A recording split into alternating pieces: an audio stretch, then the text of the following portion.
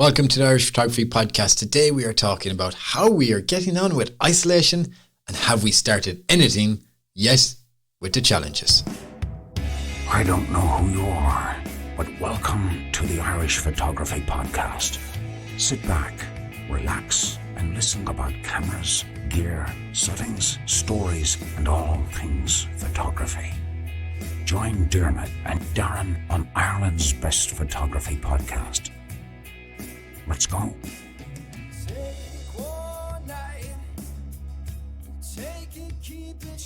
And you're very welcome to the Irish Photography Podcast. I'm excited, really excited to be here. Maybe it's just I'm just really happy to talk to someone because these four walls are closing in on me so quick and so fast.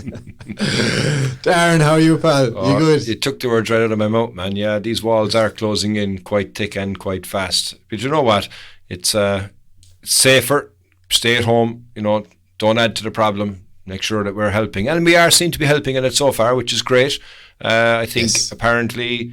I think I heard a news story this evening that they reckon that we will be successful at flattening the curve. So, yeah, everybody's been great. Now, okay, we are on lockdown. So last week we were on isolation. Now we're on lockdown. And, you can't go out now, so regardless of that. But look, like I said, you can still go out, even on the advice that we gave at the time, go somewhere local. So if you've got somewhere local in 2 kilometres, get out early, go out before the sun rises, get up before anybody else is up. Don't touch anything, but just take your pictures and come home. Yeah, definitely. I struggled. Well, I didn't struggle. I had loads of things to keep me busy at the start. Doing the van was a big, massive help.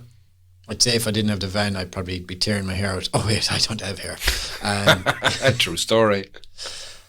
I haven't gotten much further with the van. To give you a bit of an update, I have one speaker in the back now as well. Okay, very good. So you got mono sound. So I would have 2 only for Halford sold me a dud speaker. So it looks like it was used before and sent back and they just put it back on the shelf. That's the way it looks, because I took them out of the box. I didn't really look at them. I just installed one, cut what I needed to cut, wired it up the head unit, and as I going, okay, that works perfect. And then I took out the second one, and then there's a digit missing as if it's rubbed out on the cone of the speaker. And then the cone itself is ripped. If the cone is ripped, it's no good, man. I know, yeah. So I was there going, you're kidding me. And I couldn't go back because then we really did go down in lockdown. Yes. Oh, so man, yeah. There's nothing I can do. I can only have one speaker in the back at the moment. So I can't continue the work on the van to finish that part of it off. But, and then I was waiting for the window. The company bought the window off. Purchased it at 10:30 Friday morning. They said next day delivery. I do understand that it would be delivered on the Monday if it's next day delivery because of business hours. It's Tuesday, it's still not here. And I'm there going, what was the point of putting that? Now, don't get me wrong, I don't want people attacking me saying, oh, look what's going on around you. That's fine, that's no problem. But yet I ordered stuff off a company called Zag International on the Friday afternoon. And that came this morning, so. Yeah. Do you know what? Look, we are really in different times, and okay, the system might say one thing, but the reality is that it could take quite longer because, everything has been stretched at the moment. It's really hard to get around. So, yeah, I would be one of the people who'll go, all right, man, cop on, because there's a lot of stuff that's happening out there more important, I suppose, really, than your window going to your van. But yeah, you know what? Look, I agree. The key thing, I suppose, really is that, when you think about where we are at the moment and what we're doing, you're keeping busy. You're, finding jobs to do that you always said you never had time to do. I wish I had time to do that job. When do you want to do this, love? I'll do it there. When I get a chance. When I get a chance are the worst words you've ever said now, because a lot of people have a chance. So there's more and more people doing stuff around the house than before. And you know what? It's a good thing to do too, though, to be fair. You know what I mean? Yeah, I agree. My house still isn't clean, but I've been doing things that needed to be done, like clearing out presses that have been just needed to be. And I only moved into this house, in August, and I'm tearing things out of the house already. But the only problem now that you have at the moment, though, is being stuck in the home and you see all the things that you want to get done. You go, yeah, I'll do that when I get a chance. Now you have a chance, but you can't get what you need because everywhere is closed. Yeah. And how about you at home? Like, is there any projects that you've been doing or anything like that? Yeah, I mean, I've done a couple of the challenges, actually, I suppose, from the photography point of view, but just generally what I've been doing is keeping busy because I'm working anyway. So I'm working from home, so there's no real change for me. Okay. So, I get up in the morning and I'm still working until I finish, and I finish around 6:30 in the evening, and then I come out of my room. So, it's really, really hard, I suppose, with a 3-year-old and a 5-year-old to work from home because my wife is doing a phenomenal job, to be fair, because I'm on constant calls. If you're working not in an office and other people aren't in the office, then you're having multiple conversations. So she's doing a phenomenal job, I have to say, so every so often, right, like I'll put the phone on mute and I'll shut the door and go, lads, come on, keep it down, will ye? But I don't really say it as nice as that, you know what I mean? But shut the... Yeah, exactly, yeah. So, working from home has its challenges as well because, I don't go out to work now. I get up in the morning and I kind of have a routine. Like I said to you the last time, is that, keep a routine in what you're doing. So I get up in the morning and I'll have my coffee in the morning. And instead of going off out the door, I would just turn left and I'll go into my room. And, the problem I suppose that it encounters then for me is that this is normally, like where I am right now, is my photography area. And now I'm working from that area. So it's kind of a tough one because it's kind of encroaching in my own personal space, let's just say. But at the same point, it's great that I have that space because I can't imagine people have to work from home that don't have a room that you can go into, and you're having to try and do all this and trying to, keep things going, I suppose, with kids running around you. And kids, you know what? They're full of energy at the best of times, but now they can't even go out. Do you know what I mean? About it. When you said the kids' best energy at the times, you just kind of gulped as if, oh God. Yeah, you look like a man who wants to throw his kids out of a moving car. No, I wouldn't go that far because I can't go far with them in the car at the moment. They'll know how to get back. That's it, yeah, exactly, yeah, but no, it's definitely something which is completely different to have to deal with, and I'm happy that I kind of followed my own advice, like I said, and keep a routine because I'm finishing at genuinely 6:30 every evening, and then I come out and I spend an hour and a half with the kids, and then we have dinner. So it's kind of like a normal evening, let's just say. But during the day, for sure, I think luckily I'm working because otherwise there'd be so much of a list that needs to be done around the house. And like I said from the outset, you can't get anything because everywhere is closed. Yeah. It is a tough one. But I have been trying to follow your kind of advice as well, like get up, put on normal clothes, have a good shower, brush the teeth, the normal kind of routine things. Yeah. Like even my children now, they're lazy then as well. Like I'd come out to them at 11 o'clock and I'd be like, have you not brushed your teeth? And they're like, no, we forgot. Get upstairs. And then they'd be in their pajamas, like, get dressed now. But we're not going anywhere. I don't care. I says, get dressed. I says, you're not knackers. Come on, get on with it. But no, they will. They'll get dressed and yeah, sit down to 2 girls, make sure they're doing their homework right, doing the school lessons. I'm doing school lessons there that I never thought that I even knew, so it's grand. And you'd be surprised at what you learn in your lifetime that you never did in school and you kind of picked up and you're like, okay, yeah, that's kind of awesome. I kind of know about this thing even though I never studied it. But it's kind of cool that way, What about the kids that are going for their leaving cert or their junior cert now and they're studying science, and as a parent they may not have done science and the parent has to try and teach them science, which is very scientific. It is not up to interpretation. It is very ones and zeros, or maths. Like I remember when I was in school, I remember talking actually to, Thomas Seeley from your club, Blackwater Photographic Society. Yeah, lovely man. Yeah, so he's a teacher and he was a maths teacher, and I remember talking to him one day going, Thomas, why did we do complex numbers? And he was like, oh, it's good, because and I just blanked out. I was like, okay, there's still no reason why I know why we did complex numbers. What use is it going to be? So can you imagine if, I'm lucky my kids are young, but if I had to teach the kids complex numbers, number one, I loathe them to test them, but number two, I couldn't grasp them. So what am I supposed to say to them? I'm their teacher. Yeah. Now, I'm in that boat because Alicia's in her junior cert year, so she's due to sit hers in a matter of weeks, months. But Darren, she's not doing it. Do you know, this whole school system is going to be, they'll think of something. Now, the leaving certs, they're a different kettle of fish. They're going to have to do it. Yes. At some stage. I reckon late August maybe or something like that. And they'll push back stuff. I don't know. They're going to do something. I was trying to think how they would do it if it's still going to be on.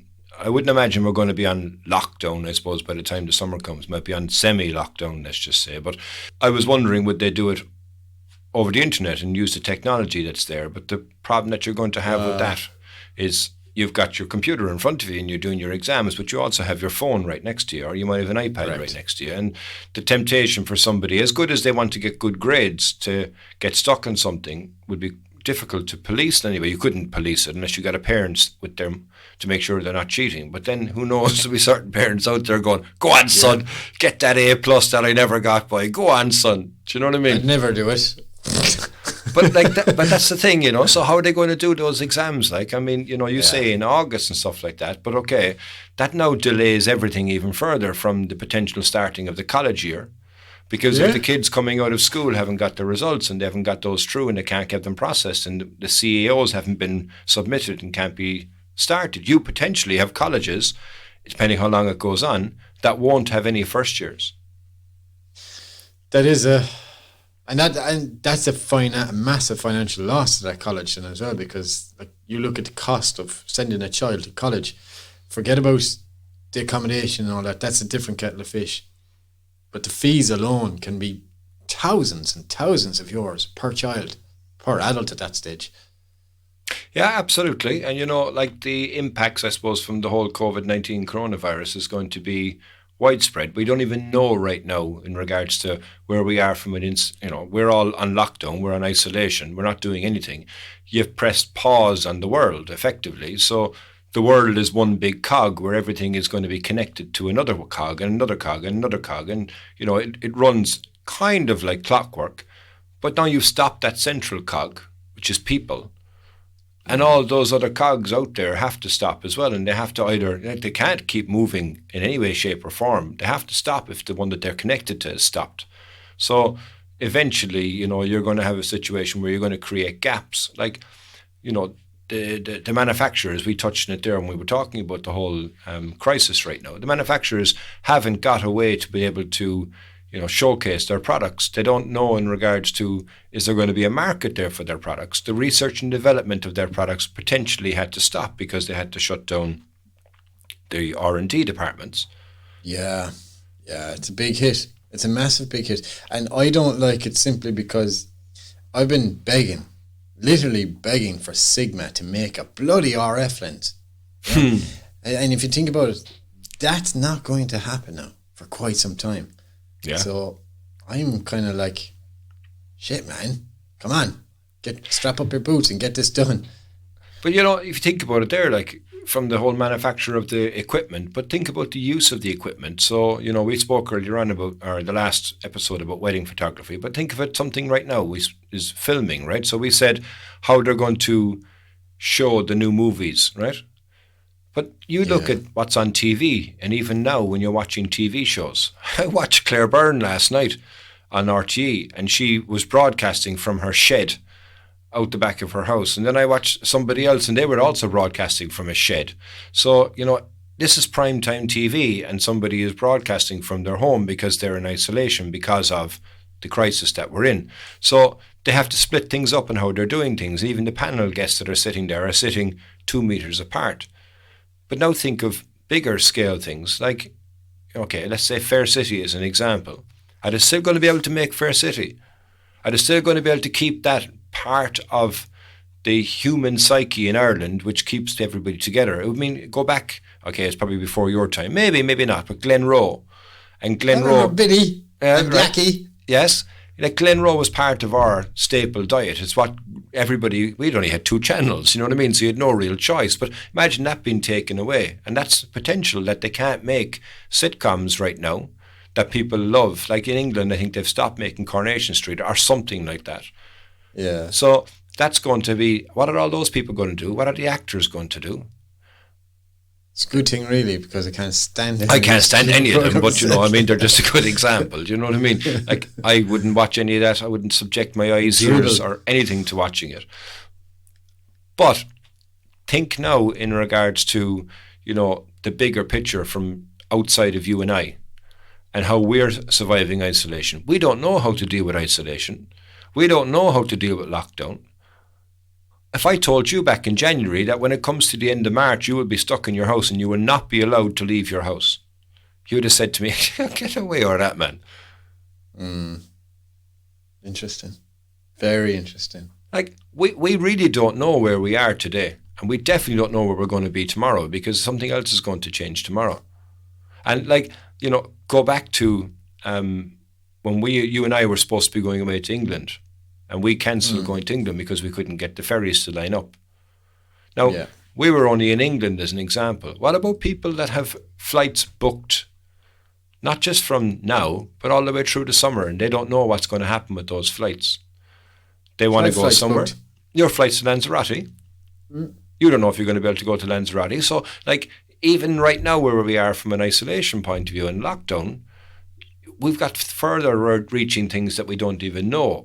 Are we going to be able to do that? When are we going to be able to do what we could do so easily before? Yeah. It's going to be tough, man. It really is going to be tough. Okay, here's your dilemma or quandary as well, right? So you're producing and creating content on a regular basis. And you're damn good at it. Thank you, sir. Now, you have to change how you're doing things. You have to find another way for you to be able to create. That's true. Right? And I was only thinking of it when I was editing the images there from Crahy Sea Arch. And I was looking kind of going, man, aren't we so lucky we got there when we did? Because we wouldn't have been able to get there any time thereafter. And how long is it for somebody else is going to be able to get there that doesn't live locally? It's going to be a long time, I reckon so. Simply because this thing isn't going to blow over anytime soon. No, it's not. Like I said, before we're actually allowed out of our homes, I reckon it's going to be late July. Genuinely. But I could be totally wrong, but I think that's what's going to happen. I think by June there'll be a small bit of let-up if we look at what's happened in the other countries. There probably will be a let-up by June, but I definitely think April is going to be a lockdown month. And I think May we will see the potential of all the actions that we have been doing since mid-March. Don't forget, for Ireland to do what we've done, there's a lot of people out there who go, that's unconstitutional. You can't tell people to stay in their homes. They're right. They have a right to freedom, let's just say. Yeah. But now when you look at it, it's a health issue. It's not the health of you, it's the health of the people that are next to you and the people that you could meet and the people that you potentially could put into danger if you get into an accident or anything like that. And it's to reduce any draw on resources whatsoever so that the people that are there that can help, as we said last week, and we saluted the medical professionals, and we do it again and we talk about it right now because it's going to get even harder for them. But I don't want to be part of adding to a workload from an already stretched system. So, I want to stay at home. And I would hope that everybody, and we seem to be, generally, I suppose, adhering to the recommendations of the rules, I should say. But going back out to create for you and for me, I'm a landscape photographer. This is what I do for my pastime. Now I don't have my pastime, and I have nothing else that I can put into play in my pastime. I've got the camera, and we'll talk about that later on, but I can't get out and explore and get the fresh air and get the release from the world that I normally love to have with landscape photography. And not only that, but now my entire home life has changed because my home life is now my work life. So now there's no escaping from that point of view. And then moreover, I've got no real kind of avenue for me to be able to get out and breathe in and love the natural environment, which is what strives me to create in the first place. So then I can look at it and go, oh man, do you know what? I'm just not going to do anything. I'm just going to chill out and not going to pick up the camera. I'm going to take a break from it, or I'm not going to try and do anything new. But I think that's, as I said last week, I think that's wrong. I think right now we're in a situation where the earth is effectively going to be on pause. And this is when you can be, it potentially could be very uncreative time. But I think it's a time for creators to be creative and find different ways of doing things. And, you know, guess what? We'll probably come out the other side of it, like I said last time, but doing things that we never knew we could do, you know? Yeah. No, it's funny that you say it, trying to think of new creative things to do for creative content. So I released my first video of Lightroom learnings last week. So it's just the start. That's the boring part, is the first episode, getting the tidiness out of the way and making sure you have a good structure. So the next couple of videos, I don't know how long this is going to go for, but I'm going to keep doing it on a weekly basis. And just look, if you enjoy it, great. You know, you might learn something. You mightn't learn something in every video, but you might pick up a small little tip here, there and everywhere.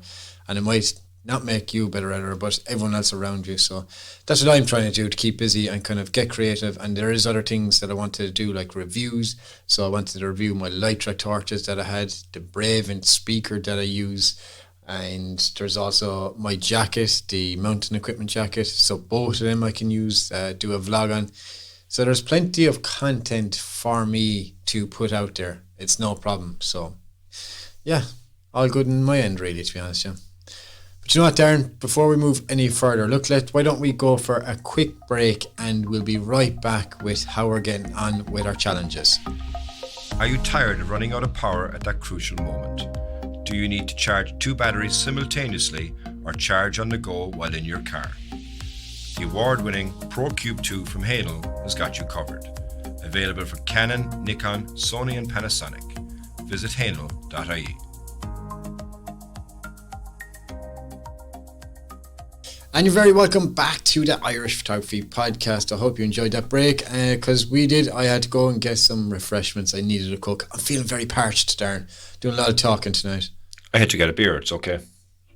Well, I didn't want to say get a beer since we're being all professional and stuff, you know what I mean? It's podcast night. I have a beer with podcast night.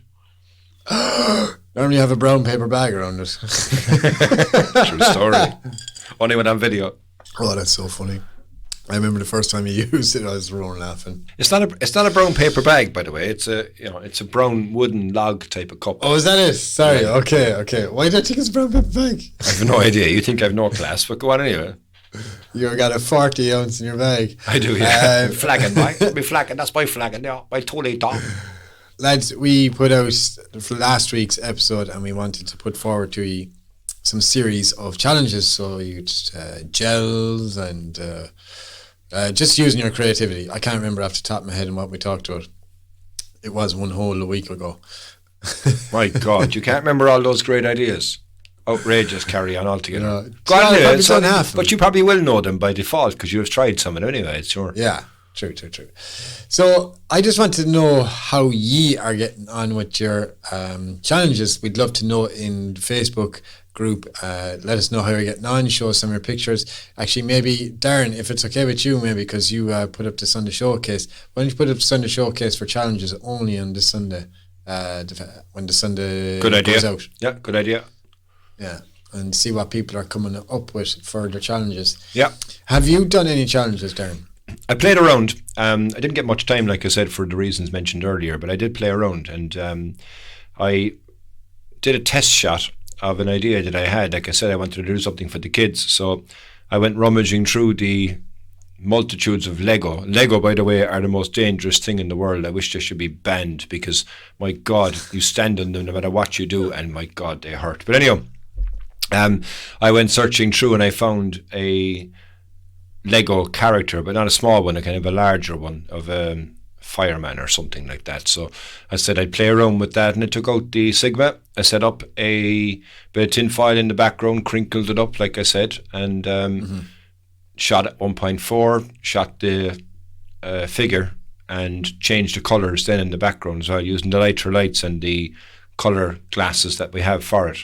And it was pretty cool, actually, to be honest with you. It was fun to do it. It was challenging in a number of ways, because trying to figure out what to do with the light, because I'm normally used to photographing vast expanses, but I was close up at this one. But yeah, I threw the iPad underneath it as well, so I got a reflection of Yes. the character, and I just changed, like I said, to different colors. But one thing I did notice was that I took one of the kids' Spider-Man masks and I put it in front of the camera, and it created like a Frame. yeah, but it was a weird kind of frame because it was an unusual shape of the mask, But I was quite surprised it was still able to see through the majority of the image, even though I had the mask, as I thought, covering the most of the lens. But in fact, it was covering probably around about the top third of the lens, and that wasn't even appearing on the image, which was quite interesting to do, So I did learn from it, but what I did learn was I was shooting at f1.4, and that depth of field is extremely low. So even Yes, it is. It's good fun though. It's extremely low. So I got sharpness on the figure's face, and I put a tire in front of him. I said, okay, because I had the reflection of the tire, and it was bouncing the light colors off the tire, but the tire then wasn't sharp. So I was using the Sigma. So the problem that I have with the Sigma is trying to bring the files in to look at the files, because That's right. you can get an XT3 or X3F, I think they're called, X3F files. You can get that as a plugin for Photoshop, but you can import one photo at a time. You can't get a preview of that photo when you want to import it. So I didn't take too many shots because I wanted to be able to get them back in the computer and see how I got on with them, Yeah.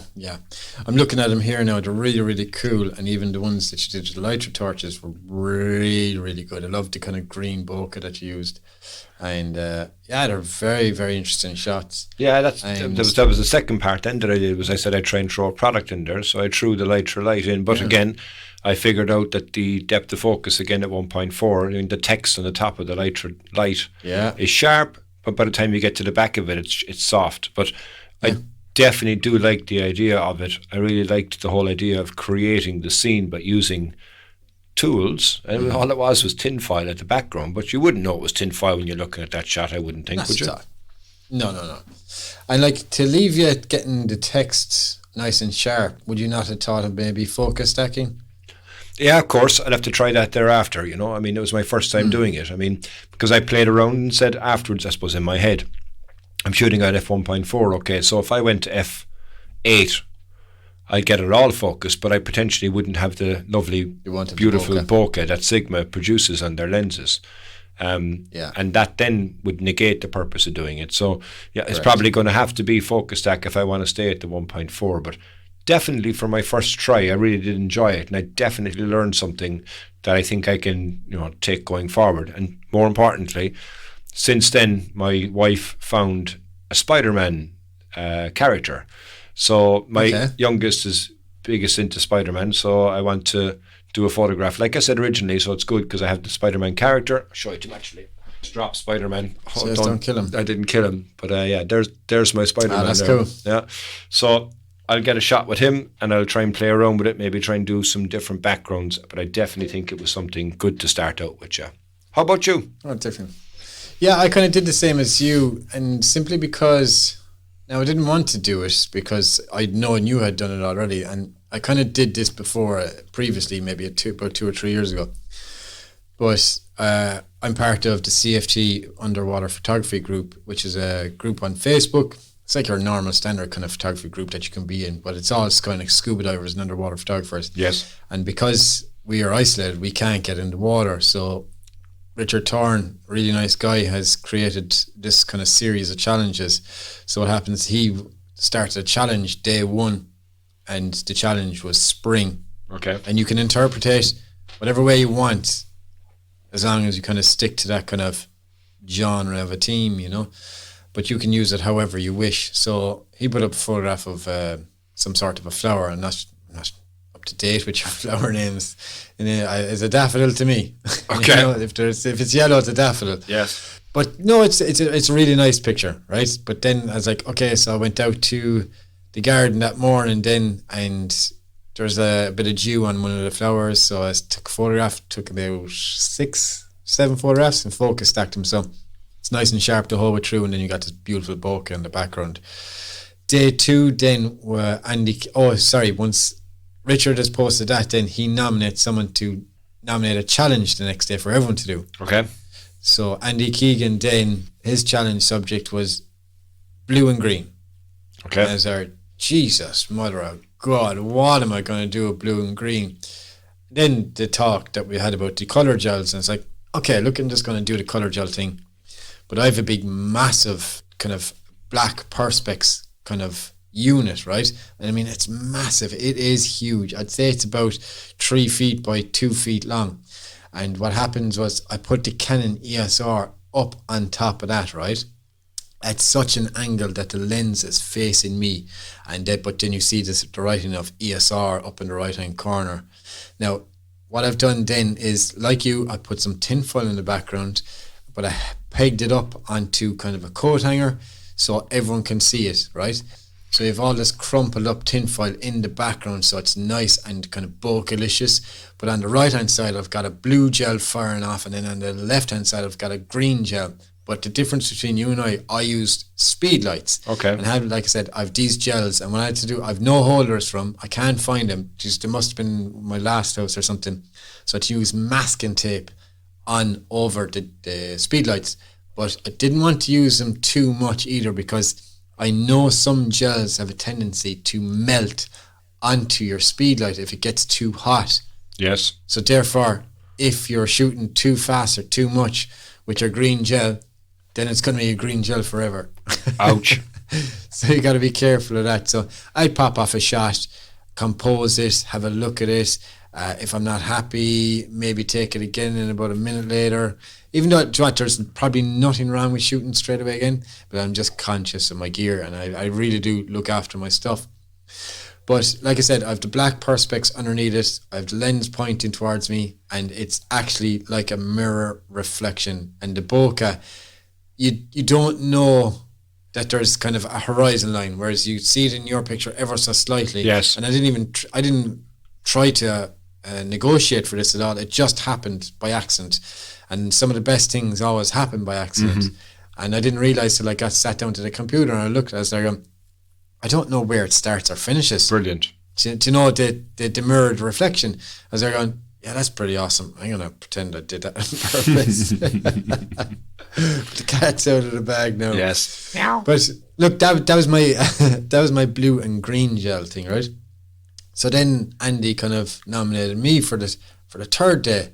I was thinking, okay, what are we going to do for day 3?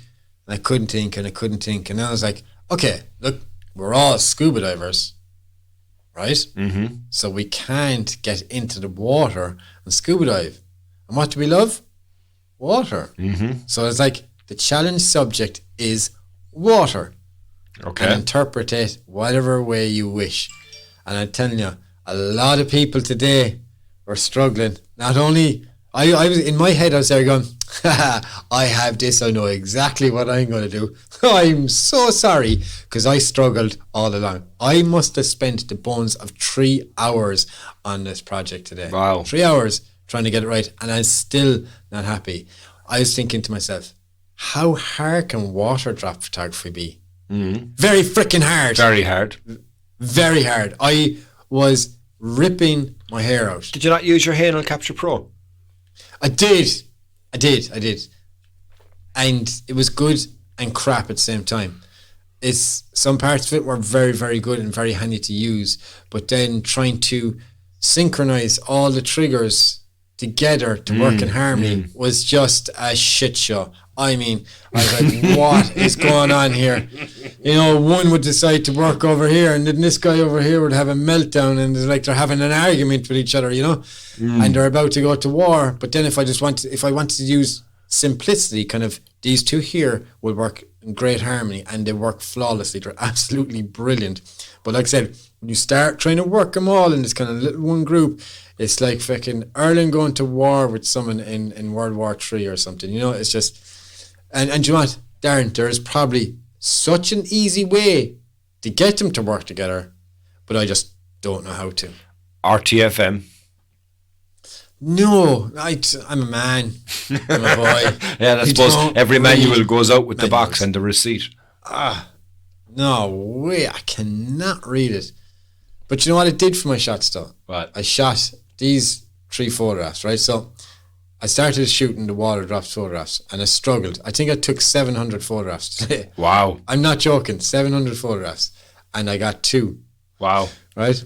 And they're not even that good, Darren. I don't even really like them too much. So I had to kind of give it an editing technique, kind of flow of process to make it that much more appealing. And it did. It came out okay in the end. Black in the blacks. They weren't great. So like I've this kind of blue kind of alien kind of head coming up as a water drop. Yes. It was okay. And then I've this other one then on kind of a splashback that's coming down in a mirrored reflection, where it's just kind of white parts of the water showing and everything else is black. It's kind of trying to get my creative juices going. How did you do that shot? So that was literally a punch bowl, so to speak, full of water. Okay. And it's just angled a couple of degrees above being kind of horizontal, ever so slightly. And I'm shooting into the bowl. And I have a speed light on each side of the bowl, but I have the rebounding card. Right. Speed lights have a thing called a rebound card, and you kind of pull it out at the top, and it just fires a bit of eye flash into the eye, so it gives you a bit of catch light in your subject matter's eye. Yes. So I use the 2 of them, so they're firing back down the flash into the water, and it's slightly giving it a mirrored effect. Once I get into the Lightroom, then I'm going to crush the blacks down to 0. Yes. I mean the whole way down. And then you're moving the whites more or less the whole way up to the right. But then you got to start fiddling around the highlights, shadows, and kind of, I removed more water drops than anything else to give it more of an artistic flow, having a look at it, and like this water drop over here isn't suiting the image. There's no balance between it, so I'd remove it.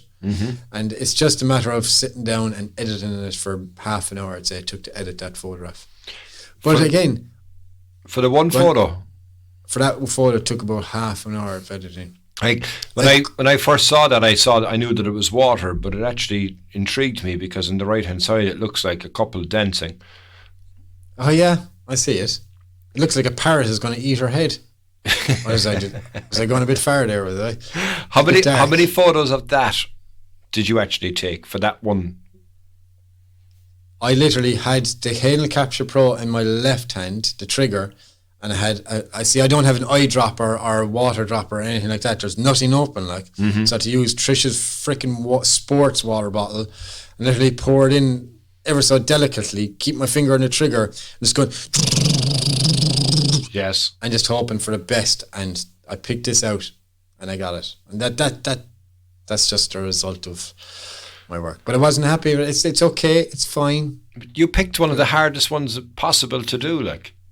I mean, you're talking a split second, and you need the light, you need the shutter speed, you need the focus, and the focus is the bigger one because, like, I've tried it a number of times. You know, when you want to try and get this droplet of water in a bowl, like, and you drop a pencil into the water, you focus on the pencil, and you go, okay, that's where the water droplet's going to go. You can set up a jerry rig, you know, above it, and have it in the right spot. It drops in the same spot the whole time, and these are all things that you can do to get it right. But you didn't even do those because you just made it as hard as you possibly could for yourself. Yeah. Because I thought I could do this, no problem. Yeah, how hard is it? Water drop photography. Oh man, it's one of the hardest ones to do. This is so easy. I was thinking last night, I was like, yeah, I'll smash this and out the park. I'm going to look awesome. Who looked like an idiot today? Me. It's extremely hard to do. But actually, speaking of water, wasn't Anthony Lynch's very good for his video and his photograph actually of the balloon popping? Did he try it the following morning? Oh yes. Yeah, that's pretty cool. Yeah, it's pretty cool when you see it in slow motion. Like that, sugar. Should have copied Anthony. But where are you going to get the balloons from unless you got them at home? Just rob them off some child or something. I don't know. You can't go near a child. Watch me. You can't even send out your child that you normally do to do your dirty work with the other kids, like, you know what I mean?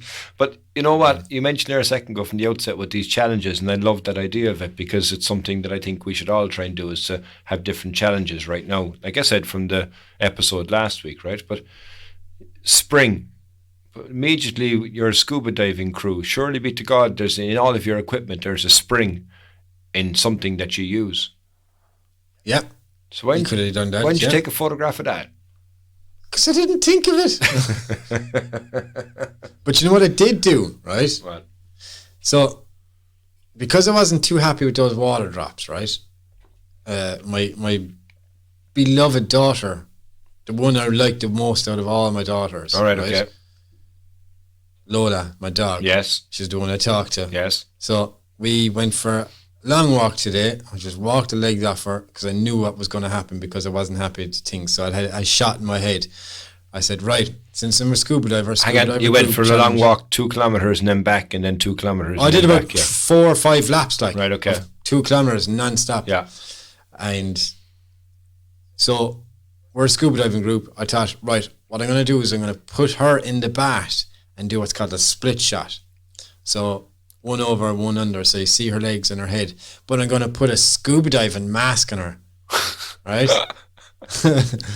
And I was like, this will work perfectly. And she'll sit in the bath for me with this mask on, is what I thought. No way. No, she's sitting here now, passed out, fast asleep, and she wouldn't do any of that for me. She wouldn't even sit in the bath. She stood in it now, all right, and she wanted to get out. She doesn't like water unless she's swimming in it in the sea or in the lake. But putting her in a bath, oh my God, it is World War 54, man. Oh, no, not a hope. So we had to get dog biscuits up. Did you actually think this was going to work, yeah? Yes, I did think it was going to work. And you say you know your dog, like, and you say you know her very well, like.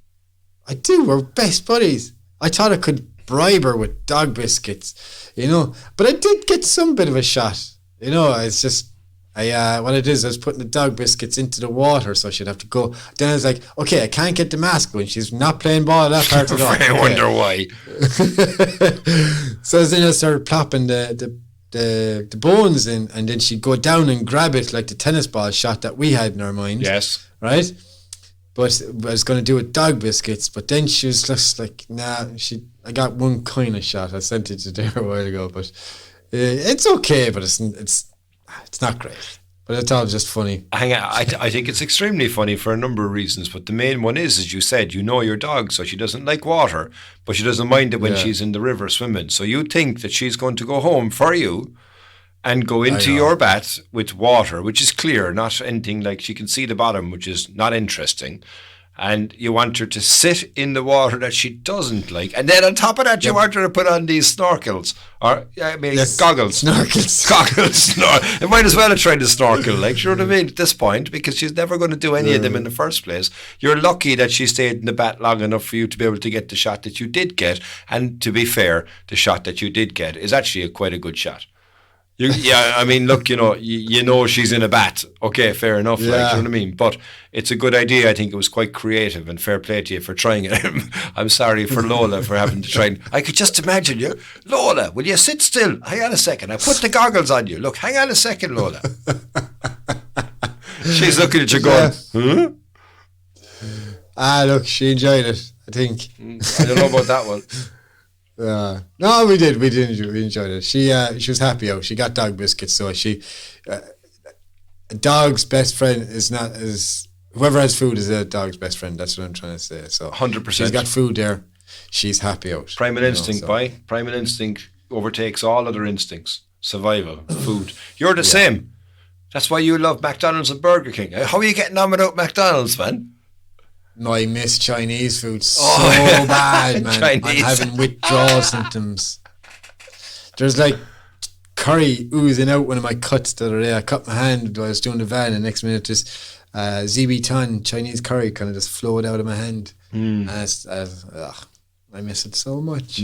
Well, you know what? At least you're able to put your mind on different things right now and not get distracted by, Chinese and wonton soup. Madison Square Garden and all that, yeah. Yeah, MSG. Yeah, so come here. I'm really happy that you started to take up some of the challenges. I'm going to try some more of them as well. I definitely, like I say, I have that Spider-Man piece right now, but I'm going to try some more of them if I get chance, if I get time. But you know what? The clocks went forward as well now recently. So that's right. We have another day of life. I have Taylor giving out to me because I'm sending her to bed. It's still daytime. I'm not going to bed. Oh, don't talk to me, man. It's the morning times right now is the problem. Is it? Yeah, they wake up and they go, it's daytime, Dad. Come on, like, what are you doing asleep? And you're looking going, it's just after 6 o'clock. Give it a break. God help us when it comes to the summer, man. God bless you, because my two are sleepyheads now. I have to say that much now. No, they love their sleep. Morning. The nighttime is hard enough as well, in fairness, trying to get them to go to the bed because they're like, it's not nighttime. You go, it is nighttime. It's not nighttime. It is nighttime. And you're trying to convince them in regards to that. And then again, the following morning is tough anyway. So yeah, anybody who has young kids will share my pain, I suppose, really, in regards to, they're getting up earlier in the morning and you've got them all day long and you got to try and teach them trigonometry and you got to try and teach them complex numbers and you got to teach them about square roots. Yeah, it's tough going. Look, but we'll motor on. 1 second now before we go to a break. If you were to pick one more challenge to do that you have to do, what's it going to be? Oh man, you put me on the spot there now. I mean, I've done the kind of not macro, but the kind of little world kind of thing, like, I don't know, maybe clean my lenses challenge or something along those lines. Clean my lenses challenge, my God. I have a photograph for you, buddy. And do an editing challenge? No. For a photograph for you or whatever. All right, go on. You have to use your Insta360 to get the most creative shot that you can in your home only. That means front and back garden and your house. You can't go further than that. I can tell you straight away I know the shot that I'd take, but I wouldn't do it right now. I've got a bit to do before I take it. Okay. So that's your challenge that I'd like you to do. Okay, and have I got a timeline? I hope not, because I've got a bit to do. No. Look, Darren, we're all under pressure here. Especially me, like I'm swooped off my feet here, like so. But you can work from home. I actually have no work at all. That's the benefit from it. Nah, it's not even a benefit. I wish I was working. So yeah, there's no time limit. Whenever you do it, you do it. Yeah, no, I like that one actually. I've got a perfect idea for it, but like I say, I've got a small bit to do first. But yeah, it's a good one. Yeah. Okay, cool. Okay, so guys, we're going to go for a quick break and we'll be right back with the news. Dun, dun, dun. Hello everybody, my name is Thomas Heaton, landscape photographer and YouTube extraordinaire, and this is the Irish Photography Podcast with your hosts, Darren and Diarmuid.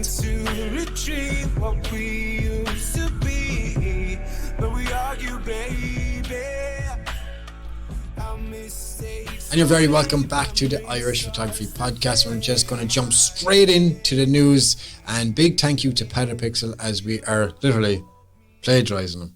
Thanks a million, Petapixel. It's news. We'll share it.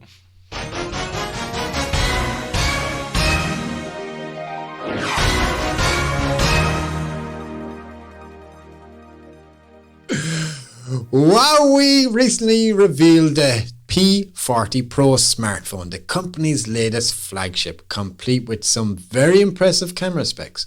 But the most impressive thing about this phone might not be the camera themselves, but the insane digital image stabilization. Shortly after the announcement last week that a video started making the rounds that purports to show just how advanced the AI-based stabilization in the P40 Pro really is. You can see it for yourself up top in the video on Petapixel. Just go over and have a quick look at it. It is moving the phone wildly, and yet the image stays rock steady, almost like it's a still image on the screen. One of two things is going on here. Either the video was somehow faked in post, or there's some significant trade-offs at play, such as extreme crop or a significant artifix when this level of shake reduction is applied. Even if it is real, it's impossible to tell how good it actually is without seeing the resulting videos that were allegedly being shot during the demo. Digital stabilization, no matter how good, often produces noticeable artifacts in the form of jitter or wobble. I know it too well, all from Final Cut Pro. I absolutely hate it. I'm actually going to buy a third-party one if I can to see if it's any better. But all of that said, if Huawei did manage to include some sort of an incredible AI-powered anti-shake technology into the phone, even with a substantial crop, we would love to know about it. We've reached out to Huawei, not us, Petapixel, and we'll update this piece when we hear back. And in the meantime, you can find out a couple of legitimate reviews of the P40 Pro's camera on Petapixel's website there, guys. So there's a review from a Huawei P40 review, and then there's another guy called doing one of the Samsung Galaxy S20. But all in all, that looks fairly impressive if you've got something like that in the bag. Imagine having that in your pocket at all times, Darren. It's amazing, when you think about the technology that's going into your phone. Like, it's no longer just a phone. It's a camera that has a phone. It's a media unit. It's not a phone anymore. Yeah, well, that's true too, because most of the stuff that you do actually doesn't happen from a phone. It happens from the internet. And even now, when you think about like I've mentioned it there about working from home, the amount of stuff that's happening on my phone now that is purely data-driven is nuts. So when you think about having that and, okay, are the specs real? Okay, there's no reason to say they're not going to be real, but okay, are the specs going to deliver what they say they're going to deliver? I think that's going to be, time will tell. But I've seen a couple of early things in regards to it, and that digital zoom looks quite interesting. It does. But let's see what it does, But yeah, that's interesting from a phone market point of view. Now, they're releasing a phone in a time of uncertainty. Okay, it's a brave move. Brave move. Yeah, I don't know if Apple are going to release anything new. Apple has shut all their stores, but from a phone point of view, it really does show that the technology is there from the camera point of view, and Leica lenses as well. Wow. Yeah. I got to use my first Leica lens with Dave Kai Piper, and it's funny actually because he literally messaged me today about coming back on the podcast if he needs to or whatever for a bit of crack. And we'd love to have Dave on again sometime, maybe about some topic about Sigma glass or something like that. But listen, Godox have unveiled the AD1200. I myself have the AD360 and I have the SL120, I think it is, or something like that. So it's a continuous light source, but my AD360 is a strobe, full powered strobe. But this is the most powerful strobe to date. Godox have officially unveiled the most powerful strobe yet, the AD1200 Pro, after first teasing a prototype in late 2019. The company is ready to reveal the final product, making it more affordable than ever to add 1200 watts of flash power into your arsenal. The Godox AD1200 Pro, also known as the Flashpoint or Explorer, was first teased way back in December when it was still a prototype stage. Not much has changed about the overall look of the product since then, but Godox seems confident the strobe is now ready for prime time. The AD1200 Pro is a relatively compact battery-powered flash unit that wants to help photographers overpower the sun without breaking the bank. The $1,600 system is made up of 1200 watt flashhead and a rechargeable and interchangeable 5.2 amp 36 volt lithium energy pack that can be fully charged in 2 hours and delivers between 480 and 500 full flashes per charge. There is, of course, an AC adapter as well in case you want to opt for mains power. Darren, I would have little or no interest in this mahoos of thing. It is huge looking. I'd have no interest in it at all, full stop. How am I going to fit that in my camera bag? The strobe is fine. I'd get over that. It's quite large, but I would use it. But the battery pack, it's the size of a car battery. It's massive. But it needs to be, obviously, with the amount of power that it's going to use. But you know what? That's going to be, for a studio fixed setup, I think that's probably a very, very powerful thing to have. But I don't have a studio. I don't have a fixed setup. And I don't see myself going for something that big and that powerful as my first entry level, let's just say, test into using that, So, not for me anyway. But yeah, interesting how they're doing it and how they're coming on with it. Definitely going to be of interest to somebody who uses something like that already. Absolutely. It's great to see these things come on the market, but yeah, not for me. But listen, we have the most important news of the month here. Something that's for you and me, because we both love this manufacturer. We kind of mentioned this manufacturer once or three times, maybe 20 times, maybe. I'd say no more than 5 times now. 6 at least. Okay, maybe 10. Canon will live stream a new product announcement on April the 20th. Canon has announced plans to live stream a virtual press conference on Monday the 20th of April at 1 p.m. EDT. What time? Where's that there? Eastern time, is it? Okay. In order to safely unveil the company's new professional imaging products and technologies to the world. The VPC was officially announced earlier today, less than 24 hours after a report claimed that Canon would not be delaying the announcement of its upcoming R5 and R6, the full-frame mirrorless cameras. Doing product announcements over live stream is the best option for this time, and explains the Canon USA president and COO. Oh, here we go. Kazuto Ogawa.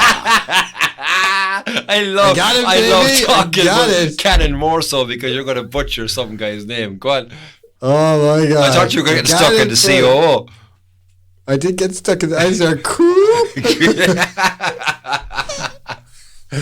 Chief Operating Officer. Go on anyway. That's what I meant. As Canon continues to monitor the global response surrounding the spread of COVID-19, the effects of which have impacted every aspect of our lives, we would like to thank everyone for their understanding and ongoing support during these challenging times, said Ogawa. Even though I say it right, it still sounds funny. The road ahead is long and filled with uncertainty, but the broadcast and cinema industries are ready to resume normal activities.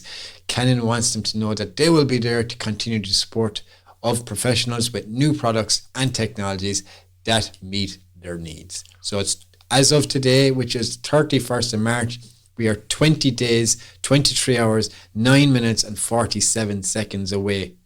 So the time there is that it's 1 o'clock their time, so it's going to be 5 hours. So it's 6 o'clock our time. Okay. So make sure you tune in for it. But you know what? I find this very interesting because if you remember with the launch of the EOS R, you, me and John were all tuned in to exactly the same live YouTube, which was Scott Kelby.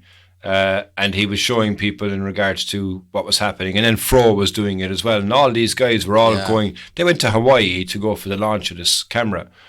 Now, I wonder will they invite us over? Maybe they will. They don't need to invite us now because we're already invited because we are watching it exactly the same as everybody else. And that's the key point, that there's no more delay. Like, you know, when we come through all of this right now, do they really need to create a press event and launch it in that way, or do they launch it directly live where everybody can see it? Because you get the hands on for the guys that are there using it, but to be able to see it in the first place, you shouldn't have to watch Scott Kelby hold his phone on his lap watching a launch of a new product. And the other point then, I think, is that when we look at the two cameras that they're releasing, one is confirmed, the other one is a spec rumor, but you got the EOS R5 and the EOS R6, and the EOS R5 is the EOS R version. So that, you know, they say your EOS R is a 5D Mark IV, but what they're releasing next is the 5D in mirrorless form, and I think that's going to be phenomenal because some of the specs that are on that are off the charts.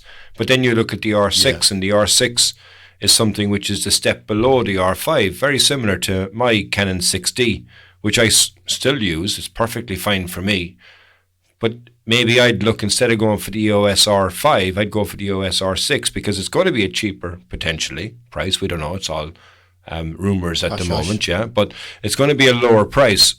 Like, it's going to have apparently a 20 megapixel camera versus, what's the Goliath that the R5 is going to have for megapixels? So I'll just read through some of the specs here that are official on the Canon website, right? So it's basically saying that the new standards in high resolution stills, that it's going to be a phenomenal 8K video, which is absolutely, I didn't think that was going to happen. It's unreal. I thought that was just, not happening. But the ESR 5 advanced image quality to a whole new level for stills movies at a blistering 20 frames per second electronically, or 12 frames per second mechanically, which is just beats any camera that I've ever had out of the water. The ESR 5 is accomplished, refined, built to magnificence. I like the wording. Also, they want you to be a filmmaker, commit your best stunning 8K video, relish the prospect of exciting new possibilities for creative capture, offering full sensor with the 8K up to 30 frames internal recording movie performance with dual pixel AF in all 8K modes. Wow. The DSLR allows you to fully expand the genre of filmmaking and explore dynamic new ways of telling your story. So that's phenomenal. If the spec, that's the specs, that's the official, that's what it's going to be. But you're mentioning a couple of things there that are blowing you away, and then I'm looking here at the R6 rumors, right? So the R6 rumors has 12 frames per second burst mechanical and 20 frames per second burst electronic. So the two things that you said there are in the R6 potentially, right? Go. The 8K is not there. There's 4K at 60p. Has dual card slots, which yours doesn't, which is the OSR, but the OSR 5 will have the dual card slots. But the big one for me here is that potentially they're saying it has IBIS. Yeah. So if I think about this, futuring it out, right, I've already said to you that I was interested in thinking about getting the OSR. Now you're going to have the OSR 5 that's going to come out. And who knows what the price of it's going to be. Maybe you can tell me there. But then you've got the EOS 6 or EOS R6 that's going to come out, which is probably going to sit in between the EOS R and the EOS R5, or could actually be cheaper, the EOS R, if they follow the same lines of what they've done from the price bracket they put the 6D into. Darren, I think people are going to get an awful shock of the price when these things come out. I'm telling you now, that ESR 5 is going to be coming in no cheaper than €4,200, €4,300. I'm telling you now. Now, I was totally wrong with the AK. Yeah. So, yeah. But I did, for what the spec is on this camera, and it's going to be, a 50 megapixel camera, give or take. Yeah. Right? There's 48 no or confirmed something, report yet. Right? It's going to be in around that ballpark. I mean, to get that camera, that 8K video, that dynamic range, that C-log footage, and then you're getting 30 frames, no crop at all in any of the video specs. You're getting 8-bit video, and you could get 10-bit. It depends. We don't know yet. I'd love to know if you're going to get 10-bit recording. Now, if you look at the R6, which is going to be a 20 megapixel camera, but probably everything else that has, yes, but just not as a rugged body. That's what the difference between the 5D Mark III and the 6D was back in the day, is that the 6D was everything internally as good as the 5D Mark III, but the 5D Mark III, you could throw it off a cliff and it'll still work. If you threw a 6D off a cliff, it's dead. I don't know about that. I mean, okay, fair enough. Off a cliff, I'd challenge you to find That's a bit of an exaggeration. Yeah, but even still, I mean, I've used my 6D in conditions that I'm not supposed to use my 6D, and it's never malfunctioned once. It's a phenomenally built camera. I know that. Yeah. So, when you think about where the positionings of the pricing of the price brackets will be, you say there about the EOS R5. Okay, it'll probably come in around $4,000, but will it? Because now look at the pause in this whole coronavirus, what it's going to do for the market. It's going to be a big change there, I think.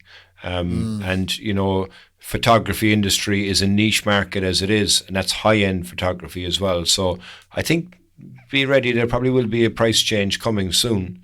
I mean, look, as much as you put a price value on a product, it does not cost €4,000 to produce that camera.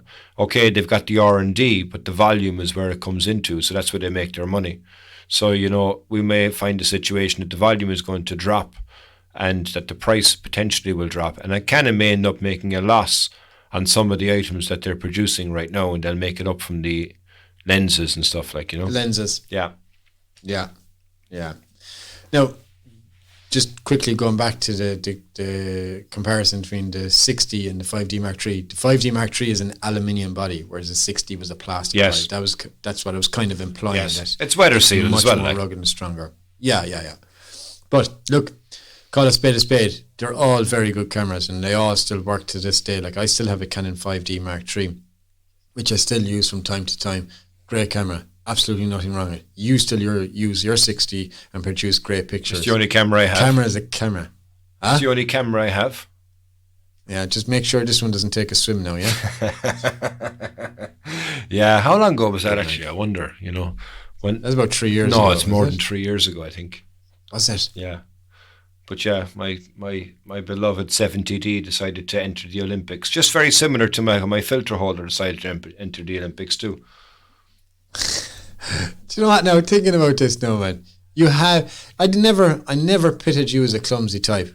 I'm far from clumsy. I mean, like... Feck me, you are clumsy. You've broke everything that you own. I haven't really. I mean, look, you know what? The 70D, how many years ago? That was 4 or 5 years ago, I think, at this stage. But I had no other issues until the drone. So it must be you, because like you must be you must be my kryptonite, because I was over next to you at the time and you even caught it on film.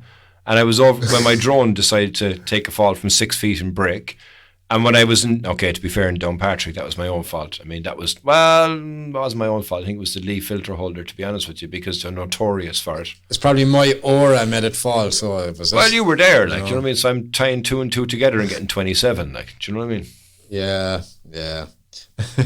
But, yeah, look, I'm generally lucky enough. I haven't had any bad luck in regards to it, but at the same point, yeah, you're right. I'm due something soon. But my 60 has done a great job. So I think hopefully I'll manage to be able to tune into this world exclusive, because I'm really excited by both of those cameras. You know, you and I, we are Canon heads, and I've already said to you I'm toying with the idea of changing to the EOS R, but I was waiting for the super duper camera to come out. It's coming out now, but am I really going to want to or be able to afford €4,000 for a camera body? I don't think so. So yeah, maybe we'll see. I might end up going for the EOS R6. Just like, I mean, look at when you think about it, the time we went down to Kerry that time when you had the EOS R and I had the EOS RP. Yeah. You know, I mean, the RP is a lot lower grade camera, but it still performed exceptionally well. It's unreal. It's very, very good camera. Do you know? And I tell you this much now, Darren, if that camera, that RP, had C-Log, I would actually buy one of them as well, just for the lightness, how much smaller it is, and then I could put that on the Ronin SC. Yeah. I think it'd be much better than the ESR, and I'd probably get an underwater housing for the RP then, is because it's cheaper, it's lighter, you know. I mean, a lot of people out there that are YouTube vloggers say that it is the best vlogging camera that's out there. For those reasons, because you can put it onto a gimbal, it's not going to be overly heavy. Okay, your lens is going to be the heaviest thing that you have there, but again, even at that, just the quality that it gives you, that was a phenomenal camera. So at the same point, the EOS R6, which would probably be the little brother to the R5, similar to the RP's little brother to the EOS R, could be more than an adequate camera. Okay, 20 megapixel full frame sensor, that's the only thing that lets me down. Would you want more megapixels than 20? 38. I remember we said before that I'd like to have a fine medium. I think 38 was a good figure. Just based in regards to it's not too big, it's not too small. You will capture a lot of data. And you're already getting a lot of data, by the way, on a 20 megapixel camera. You know, I mean, your Mavic shoots at a 20 megapixel camera. The one before shot at a 12 megapixel camera. I remember one of the first digital cameras that I got, I thought I was the bee's knees in the cat's pajamas. I had a 5 megapixel camera. Do you know what I mean? Yeah. I mean, do you know what? Actually, I have a photograph of Ben Bulbin on a 12 megapixel camera, the Sony A7S, and it's gorgeous. There you go. There's enough detail in it, like, do you know? Yeah. So, I mean, you could go overboard. I mean, look, they are, again, you kind of said it a second ago, the EOS R5.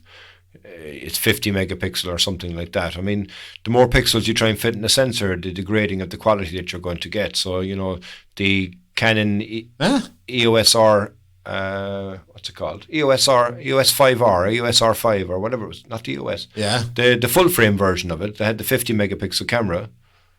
Yeah, it suffered from a lot more of noise because you're trying to cram everything into the sensor, do you know? When you said it suffers from quality, I was like going, what? I know, sorry, I meant noise, like, but yeah. Your sensor is a full frame sensor size. I mean, so that's right. That's why the Sony A7S, the 1 and 2 are beasts in low light because it's got such a small pixel count. So like my one was the 12 megapixel camera in the Mark 1. I don't know what the Mark 2 is. I think it was 16 megapixel, but I don't think it was more than that if it was. Yeah. So yeah, that's exciting for Canon. That's finally a good bit of good news that you're bringing to the table. Let's try and, you know, what we should try and do there is tune into it and we can have a chat about it as we see it live. Yeah, cool. All right, so guys, I hope you've enjoyed this week's episode. It might be a long one. I might edit it down a bit. It's an hour and 14 minutes. I've been recording for now. I do know you jogged off there for about 10 minutes. We have to cut out all the profanities that you put through it as well, to be fair.